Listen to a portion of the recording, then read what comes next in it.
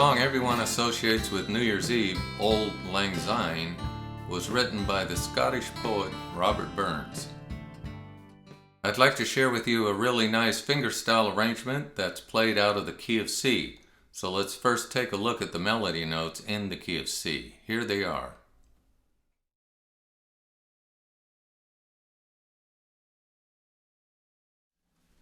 We then will take and put a Travis-style thumb bass note arrangement below the melody notes.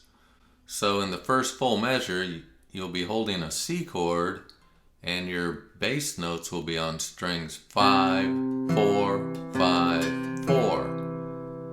When you go to the G chord, all you have to hold is your third finger and your pinky. Pinky will be to get the melody note, whereas the bass notes being played by the thumb are on string 6, 4, 6, 4. When you go up to that F chord, you're going to move out of this first position. Your first finger will form a bar on fret 5.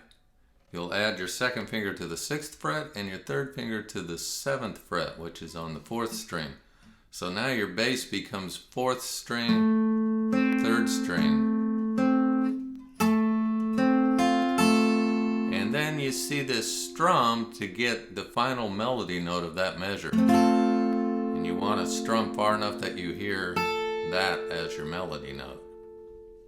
In the D minor measure, you do not need to hold a D minor chord. You simply are going to get the 3rd fret on the 2nd string with your pinky there, and your bass notes will start on string 5 and go to 4.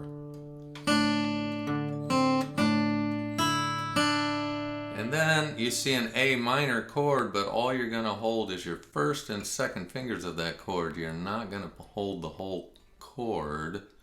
And the reason being is that we want to be able to work our bass in here. So we're going to start on string 5, 4. Right in the middle of the measure, we go to a G chord, hold on to this 2nd fret note, and go to the 6th string for your bass note. Those end up being pinches there, where you play the two notes together with the fingers and the thumb. Before finishing up the details of the entire melody, I'd like to point out, depending on how you're used to using your fingers in Travis style, you may choose to do your index finger on string 3. Some people do just their index finger, like John Prine. He plays all his melody notes with his index finger. I use 2 fingers plus the thumb, so I have to choose, after I do my index on the 3rd, do I move my index to the 2nd, or do I use the middle?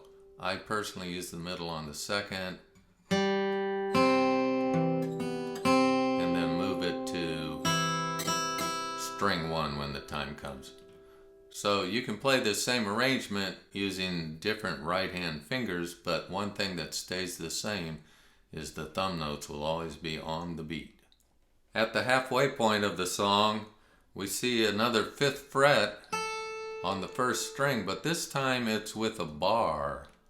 And you strum that, again making sure the 1st string rings out, and then come back to your C chord with your 3rd finger on string 1.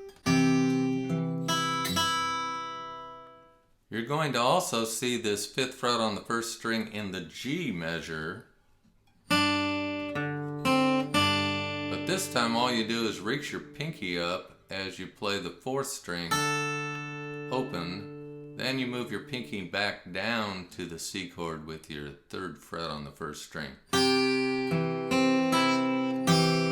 Come back up to this F chord position we used before at the 5th fret. And you'll have that strum. And to finish up, you use the same 4 measures that you ended the first half of the song with. We'll now play the entire arrangement for you along with a practice track. You'll be able to see the notes as they scroll across the screen as I'm playing it. So dig in, have fun, and Happy New Year!